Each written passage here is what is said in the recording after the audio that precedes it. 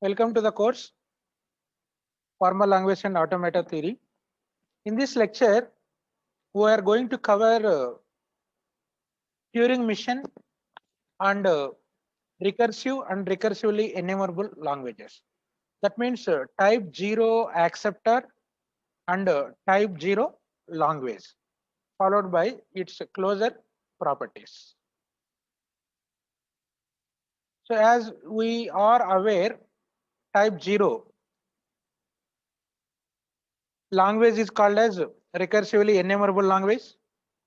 Its acceptor is called as Turing machine.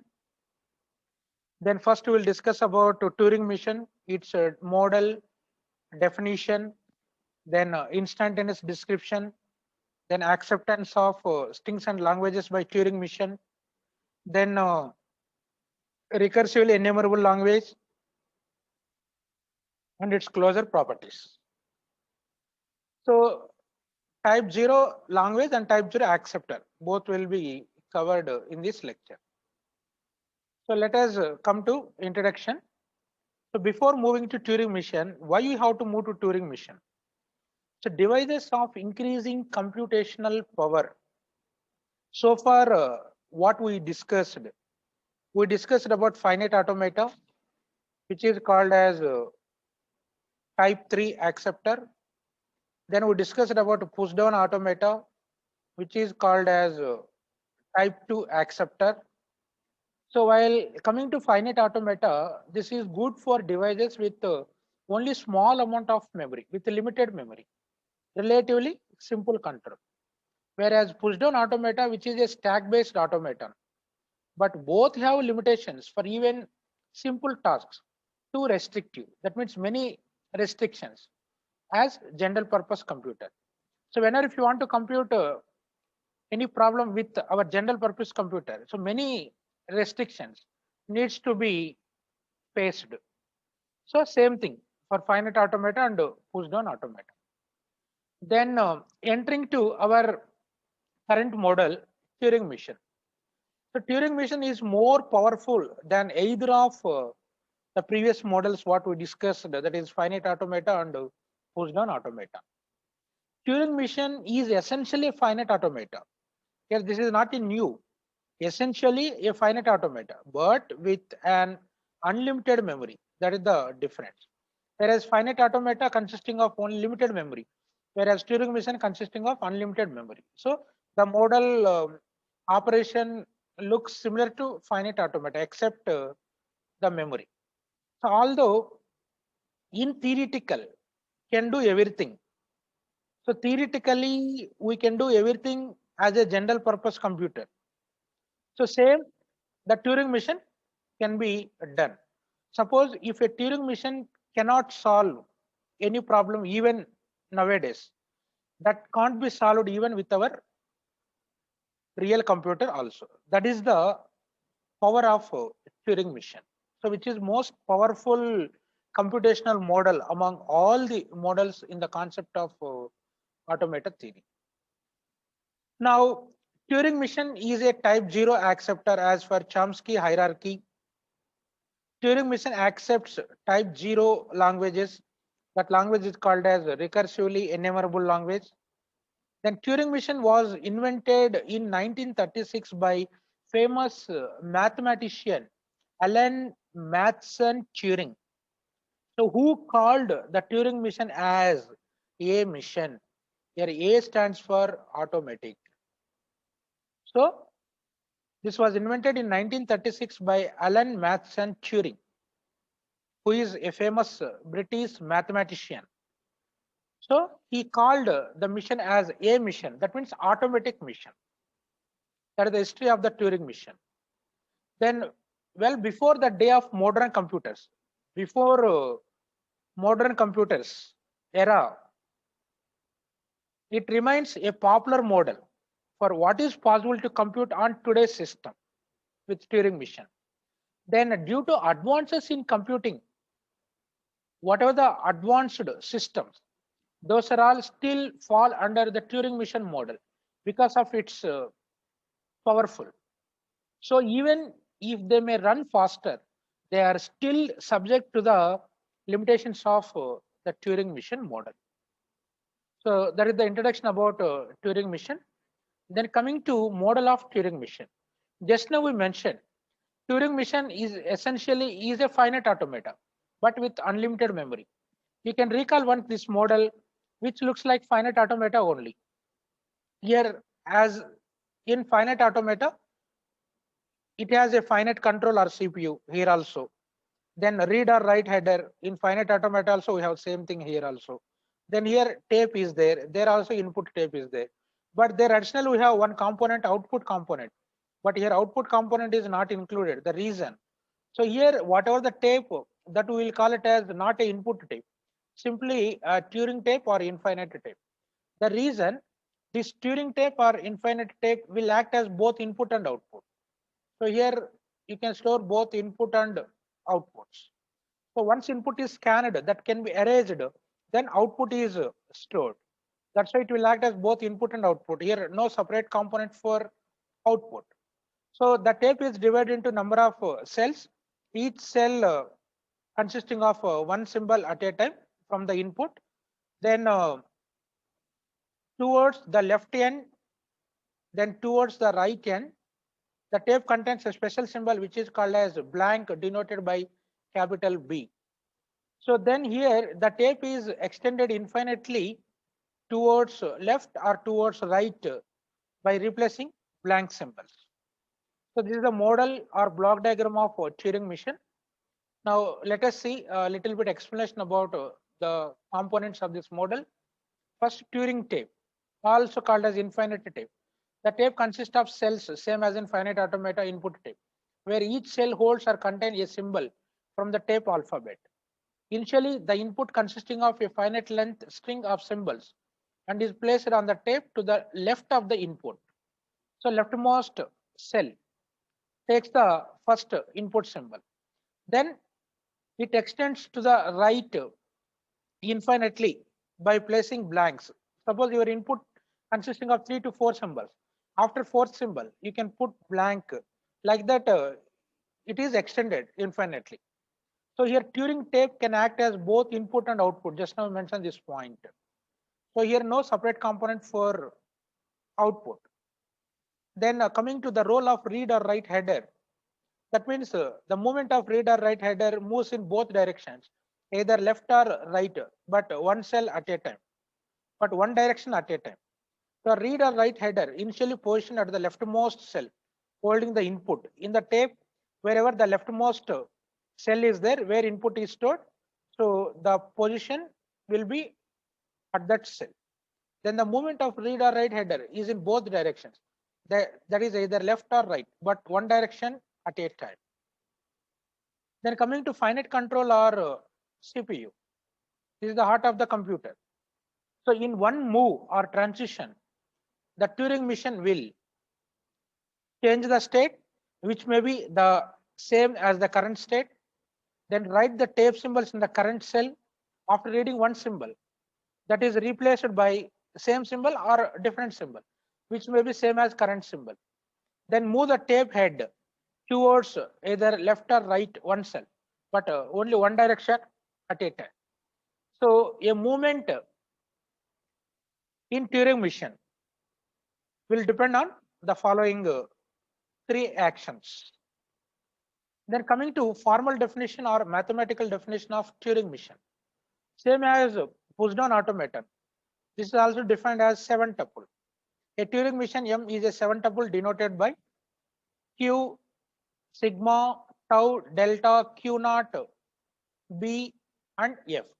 Where in PDA also same 7 tuples. In PDA, in place of blank, we used stack initial symbol Z0. But here tape, there we will call it as stack alphabet. But here we are not using stack in Turing machine. This we will call it as tape alphabet. That is the difference here. This is tape alphabet. In PDA, this is stack alphabet. Then in PDA, in place of B, we have Z0, initial or start symbol of the stack. But in Turing machine, a special symbol which is called as blank symbol denoted by uppercase letter B. As usual, remaining all tuples same as in finite automata. Now Q is non-empty set of states. Sigma is input alphabet, which is subset of tau. Sigma is subset of tau. Whatever the symbols in sigma, all are in tau. That's why in the delta definition, we can't take sigma. Directly we'll take tau. Then tau is finite set of tape symbols called as tape alphabet. In Turing machine, wherever tau means, that is tape alphabet. Then Q naught is initial state, which is in capital Q, set of states, initial or start state. Then B is in tau, which is a special symbol called as blank symbol. But B is not in sigma. Sigma does not contain blank symbol. It contains only inputs. But blank symbol as well as inputs are in tau. Then F is subset of Q. That is set of accepting or final states. Then delta is a mapping function or transition function. So which is mapping from? The mapping definition you can see. Delta is mapped from Q cross tau to Q cross tau. Cross, it gives direction also, either left or right. But in reality, in transitions, you can take only one move at a time. So it takes input as a set of states, then it mapped with the symbols on the tape, then it gives the next state is also any one state from capital Q, then it gives the tape symbols that is replaced with same or maybe new symbol. Then it gives the direction also, LR, where L is the movement of read write head towards left, where R is the movement of read or write header towards right, but one direction at a time. This is the definition of a Turing machine. Then coming to example of a Turing machine, how the Turing machine will be. So a Turing machine M equal to Q sigma tau delta Q naught blank F, where Q equal to Q naught Q1 set of states, sigma equal to A comma B lowercase letters, that is input symbol. Then tau equal to A comma B comma blank. Just now we mentioned tau equal to sigma union blank. All inputs are moved to tau. Then tau additionally contains blank also. That's why in the mapping also we will take tau only in place of sigma. Now F equal to Q1, that is final state. Now transitions are given below. Delta of Q naught on A equal to Q naught. A is replaced by B, then the direction is R. Here you can see all the transitions only one direction. Both directions not possible at a time. Then Q naught on input B, same state it is going. B is replaced by B, it moves right. Then Q naught on blank. Blank is not input symbol, which is a tape symbol. So then it is changing state Q naught to Q1. Blank is replaced by blank. Then the movement of read write header is left. So diagrammatically see how these moves are represented. So you can take the tape like this. This is the Turing tape. Initially, the position of read or write header at the leftmost cell where the first input symbol is there. So here, this is the first input symbol, current state. Now, after reading this, Q naught B R. Now, see the next move. So now, here A is replaced with B. So this A is replaced with B in that respective cell. Now, the state is same state, but see moving towards right direction. Previously here it is in the first cell. Now it moves to second cell with same state. Here no input is there, means what it contains? Blank. So by default, the Turing tape, if no input is there, means you can take blank only. So this is the right hand side move representation. It moves towards right direction. Similarly, second one you can see now your current state is Q naught. The current input is B. After applying this move, then the right hand side of the move is. So here B is replaced with B only. There is no change of tape symbol. Then state also same state, but moving towards right. Previously it is in first cell. Then it is moving towards one cell to the right side. So Q naught. Here what it contains? Blank. Then coming to the last transition.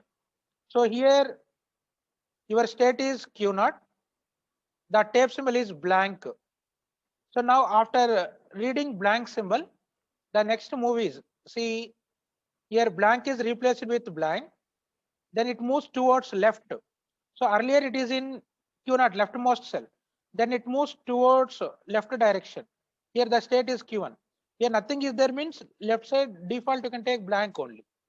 So these are all the diagrammatic representation of the MOOCS of Turing machine.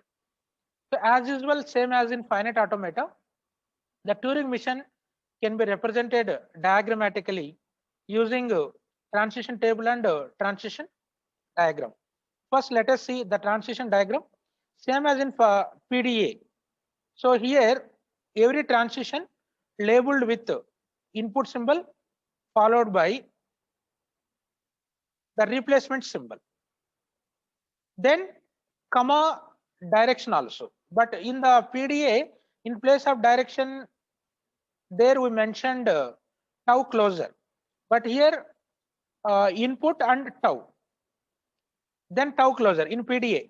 But here input by replaced symbol, which will be in the right hand side of the move. Then direction can be represented like this: A by B comma R. Now let us recall once the transitions. Delta of Q naught on A equal to Q naught. A is replaced with B, it moves right. Delta of Q naught on B equal to same state. B is replaced with B, it moves right. Then delta of Q naught on blank equal to, it is going to Q1 state. Blank is replaced by blank, it moves left. So these are the three transitions. See the diagram. So first, all states can be represented within circles. So the final state in the given Turing machine definition, the final state is Q1. So represented within a double circle, same as in finite automata or PDA, so which is called as final state. Then initial state is represented with a prefixed arrow followed by the phrase start. So initial state. Then the transitions are represented like this. First one is Q naught on A. It is going to Q naught means loop. Q naught on A, it is going to Q naught itself, loop. So the input is A. Then A is replaced with B. That is represented. The replaced symbol is represented by using R or slash. So by B. Comma, what is the direction? Right. So R. Like that you can represent. The second transition is delta of Q naught on B equal to Q naught. Again Q naught on input B. Q naught, that B is replaced with B only. There is no change. But whether it is changing or not, the same symbol you can include as per the right hand side of the move. Then the direction is right, comma direction. The third transition is Q naught on blank. It is going to Q1, that is going to new state. So Q naught on blank, it is going to Q1 state. Now blank is replaced with blank, then the direction is left. So L, that is the difference. So in the label under the transition, input followed by replaced symbol, comma direction. That is the difference here. Then same thing you can represent in the form of transition table. Then let us see the transition table of the same example. So same as in PDA or finite automaton, we will take Q by tau combination here. So the row headings are states, then the column headings are tau symbols. Why we have taken tau symbols? Here it includes blank also. So here in the given PDA tau equal to A comma B comma blank. So all you can represent in columns, each one in one column. So input A is in first column, then input B is in second column, then blank symbol B is in third column. Now the states, so in our given Turing machine, we have Q naught, Q1, only two states. First state as the row heading, Q naught, which is initial state, draw the prefixed arrow.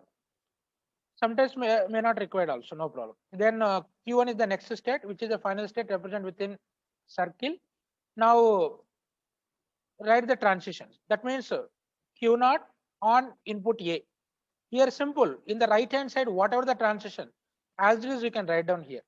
Q naught B comma R. So Q naught on A, here you can say Q naught on A equal to Q naught comma B comma R. The right hand side move as it is you can write down here. Then Q naught on input B equal to Q naught B comma R. So here Q naught B comma R. Then Q naught on blank, Q1 blank L. The right hand side move as it is you can write down. Don't change anything. Then Q1, from Q1 state you don't have any transition. So all are blank or empty. So Q1 on A, no transition, Q1 on B, no transition, Q1 on blank also, no transition. This is the transition table of Turing machine. Then coming to instantaneous description, also called as configuration of Turing machine. So in PD also we discussed this concept. Now in Turing machine, how to define this one? An instantaneous description abbreviated as ID or configuration of Turing machine. So this requires the following three things. First, the state of the Turing machine is in. So at current, the Turing machine is in which state? Here state is required. Then the contents of the tape, that is tau. Then the position of the read write header, either left or right. These three components are required to define an instantaneous description or configuration of a Turing machine. Then formally how to define this ID. So let m equal to q sigma tau delta q naught blank f be a Turing machine. Then any string, let us take a1, a2, ak minus 1, ak, ak plus 1 and so on an. So here randomly we have added the current state where the machine is in, then what is the current input symbol. So this a1 to an actually a1, a2, ak minus 1, then ak, ak plus 1 and so on. So this can be stored on Turing tape. Now you can see the read write header will be positioned randomly at any one cell where input is stored. Now it is positioned here. At AK is the current input symbol. Now current state is Q1. So same thing sentencially can be written like this. So state followed by the input symbol.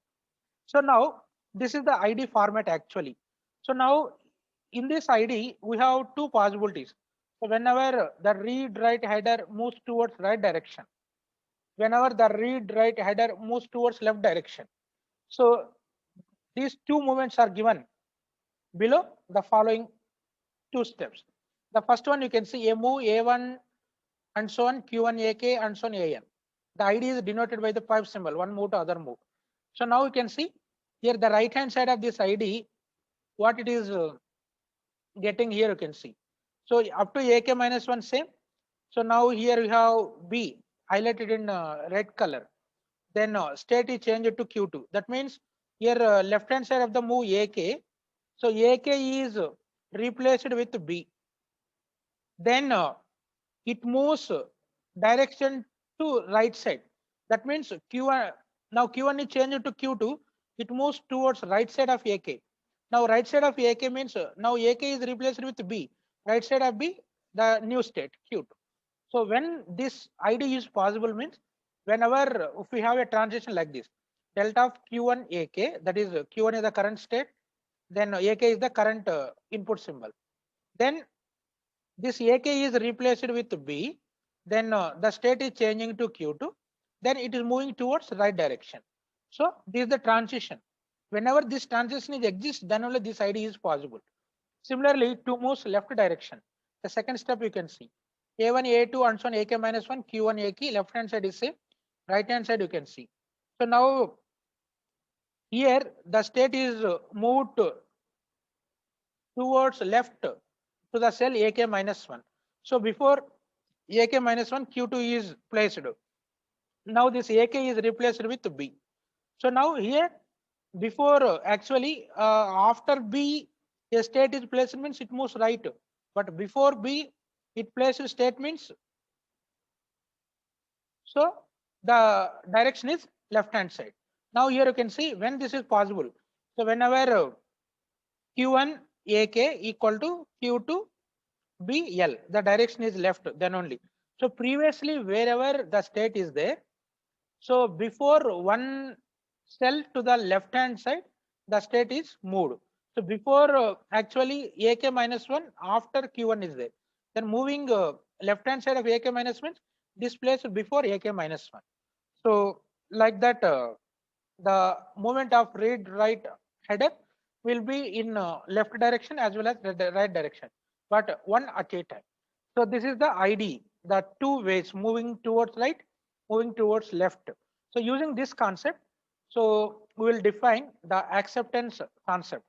So the language of a Turing machine or acceptance of languages by Turing machine. So we already mentioned Turing machine accepts type 0 language which is called as recursively enumerable language. Then the input is placed on the tape, and the tape head begins at the leftmost input symbol. If the Turing machine eventually enters an accepting state, then we can say the input is accepted, otherwise not accepted. This is the condition of acceptance of strings or languages by a Turing machine by reaching the final state. Same concept we discussed in finite automaton, various types of finite automaton acceptance also. Then PDA also. PDA also this case is there. But in addition to this PDA, we have two more acceptance cases. That is acceptance by empty stack or null stack. Then acceptance by both combination of empty stack or null stack and this final state. But in Turing machine, same as in finite automata, we have only one combination, that is acceptance with final state only. Now formally this can be defined as M equal to Q sigma tau delta Q naught blank F be a Turing machine. A language L is accepted by a Turing machine is defined as L of M equal to W, a string W derived from this language, such that take the Q naught initial state followed by the given string, then apply the ID, then you will get a sentencial form is of the form some alpha 1 P alpha 2, where some P belongs to F. Compulsory some P belongs to F, then only you can say the string is accepted. Then the language is accepted. Where alpha 1, alpha 2 are in tau closure, that is a string of symbols in tape alphabet, and whereas the string W belongs to tau closure. So this is the condition of acceptance of languages by Turing machine. Then let us see one example. Same example you have to consider. Now take the string AABB. So the first string AA. So how to do this one? Here we will take Q naught state followed by the W, that is AA. Apply ID. So Q naught is the current state, A is the current input symbol. Then what is the transition you can substitute? Q naught on A, it is going to Q naught. There is no change of state. A is replaced with B, then it moves right direction. The next move will be. So now A is replaced with B, then it is moving towards right. Currently it is before A, right means after A. Now the state is Q naught only. But after that, the remaining input is A only. Now we can say your current state is Q naught, our input is A. Again, same step is repeated. So here the input, the replace symbol B remains as it is. Now A is replaced with B, then it moves towards right. Right side here no input symbol is there, means here it will take a blank symbol. Now the state is same, Q naught blank. Now current state is Q naught, current tape symbol is blank. Now Q naught blank, we have the transition. Here you can see Q naught blank. It is going to Q1 state, blank is replaced by blank, it moves left. So now here the replaces symbols remains as it is. B is replaced with B only. Now it is moving towards left.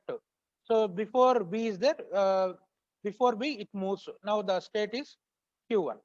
So now here you can see finally here this may be neglected. Why? Because it is in the form of alpha 1 P alpha 2, where P means Q1.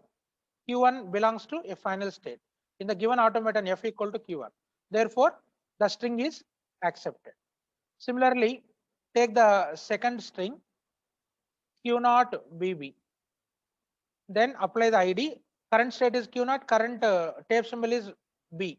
So Q naught B, we have transition. So same state, B is replaced with B, it moves right. So now here B is replaced with B, then it moves right without changing state Q naught. Then the remaining input symbol is B. Again same Q naught B, repeat it. So B is replaced with B, it moves towards right without changing state. Now right side what it has, blank symbol. Now Q naught blank, the last transition. So blank is replaced with blank, it moves right by changing state to Q1. So now here it moves towards left. Now B, now the state is Q1. Now B, blank is replaced with blank. Here blank is no need to consider. Now it is in the form of alpha 1, P alpha 2. Now where P is Q1. So Q1 belongs to F. Therefore here also the string BB is also accepted. So using the idea or configuration of Turing machine only, simple, either moving right or moving left towards one input symbol as per the moves or transitions. So finally, if you will get in the form of alpha 1, alpha 2, alpha 1, P alpha 2, where P is, you don't bother about alpha 1, alpha 2, whatever the values. You can see P. If P is a final state, at least one state in final state, then you can say the string is accepted by the Turing machine. If the string is accepted, then automatically the string derived from the language, then that language is also accepted by the Turing machine. So whatever I explained, the same solution provided here. So you can go through, you will also practice. So then another example here you can see, second example, the same process. Here you can observe the string is AB here, W equal to. You can take Q naught AB. Here let us see Q naught A. Q naught A, it is changing state and moving right. A is replaced with A. A, the state is Q1, now B. Now Q1B, see the transition. Q1B equal to Q naught, B is replaced with B, it moves towards left. So it moves towards left means, so here what you will get Q naught, the symbol A remains same. Now here Q1B, B is replaced with B. Again here you can see Q naught A, the same initial step is repeated here. So again what you will get A, Q1B. So again here what you will get, this is repeated. You will get Q naught AB. Again what you will get A, Q1B. Here you can see Q naught AB, this is Q naught AB. Q1 AB. So these are all repeating. That means we are not getting the accepting condition. That means here we don't have final state actually. Here you can see F equal to 5. No final state is given. So that too, the Turing machine is not halting. It repeating continuously. It is repeating. So this is the situation where the Turing machine is in infinite loop. Here you can see. This is an instance of a Turing machine that does not halt. In this case, we say that the Turing machine is having an infinite loop. So this is one of the problem of Turing machine, that is called as a halting problem of Turing machine. So in the 5th unit, second part, we will discuss about undecidability. In undecidability, one of the problem is Turing machine halting problem. There we will review once again this one. So this is an instance of a Turing machine which is in infinite loop. That means it can never ends, never halts. Always it repeats infinitely. Then coming to recursively enumerable language. So just now we already discussed starting of this lecture. So recursively enumerable language is a type 0 language which is accepted by type 0 acceptor, that is Turing machine. So now while coming to more details about this language, recursively enumerable language is also called as semi-decidable language. That means it won't give a full results, only partial results are given. Also called as Turing machine recognizable language, which gives only the result as yes. That means only accepting, let us say. It won't give not accepting case. Irrespective of whatever the input, it gives the result as only yes. That's how it is partially decidable or semi-decidable. Then a language is recursively enumerable if some Turing machine accepts it. Formally, how to define this one? Recursively enumerable language equal to L such that L is subset of sigma closure, and there exists a Turing machine M such that L equal to L of M. So this is the formal definition of recursively enumerable language, which gives only the result as yes. That's why it is called as a semi-decidable language. Then here an input string W belongs to L. Then the Turing machine M enters on accepting the instantaneous description and halts. So whenever it enters to accepting ID, but on input string W, if it is not belongs to L, that means what are the string we have considered that is not taken from the language L, then in this case the Turing machine either halts entering without an accepting ID or never halts. That means it loops forever. The two cases, if any string not belongs to L, the Turing machine may halt without an accepting ID. That means non-accepting state, or it never halts. That means it loops forever. In the second example, we discussed the Turing machine with infinite loop. Then we have other language also related to recursive language. Recursively enumerable language not giving full results, only semi-decidable. But for full results, there exists definitely a language. So that is called as recursive language here. Recursive language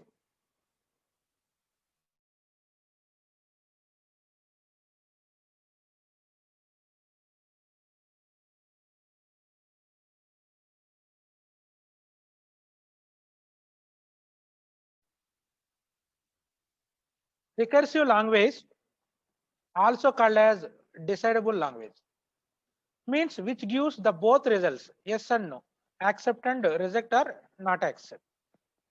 How to define this one formally?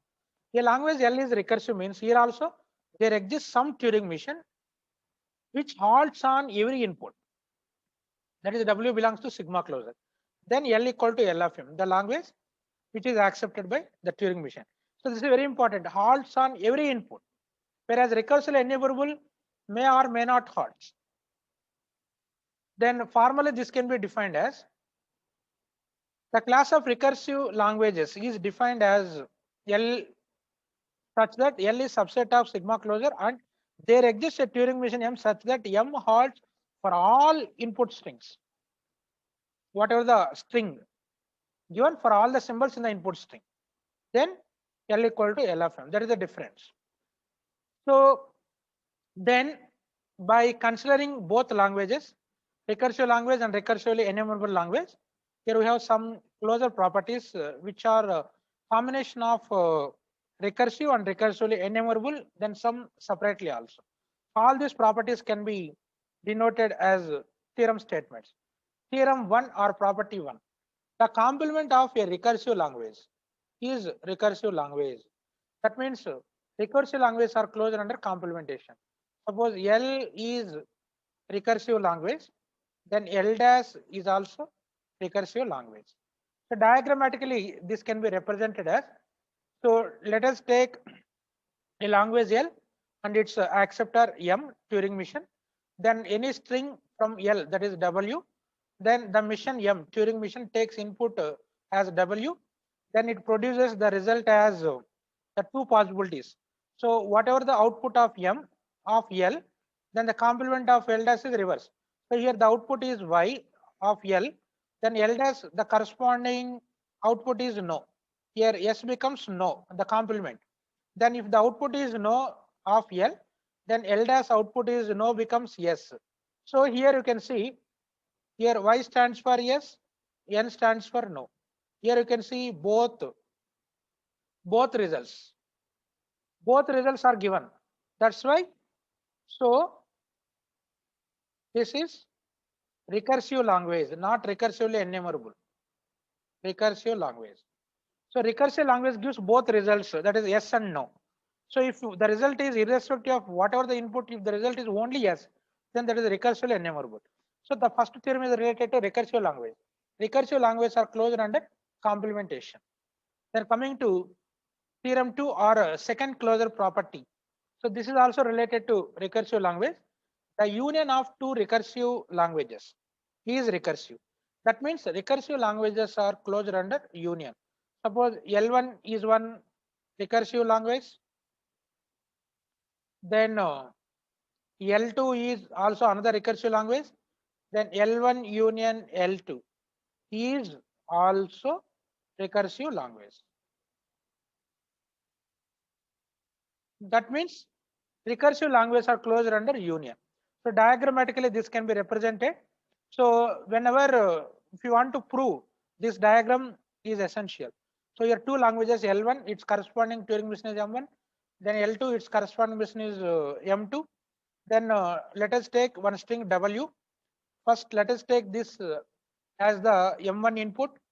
Then it gives output of M1 as yes. Then the final output is yes. Then other output of M1 will be considered as input of M2. Then from W also take another input of M2. Now here you can see M2 gives here two possibilities. One is yes, another one is no. Now you can see finally here we are getting in one mission, at least one mission, yes and no, both we are getting. So the union of these two, finally you are getting both results. That's why this is recursive language, not recursively enumerable. If only one result means that is recursively enumerable. Then coming to theorem 3 or property 3. So this is related to recursively enumerable language. The union of two recursively enumerable languages is recursively enumerable. So that is REL, recursively enumerable. That is recursively enumerable languages are closed under union. You can see the previous diagram and this diagram, the difference you can observe.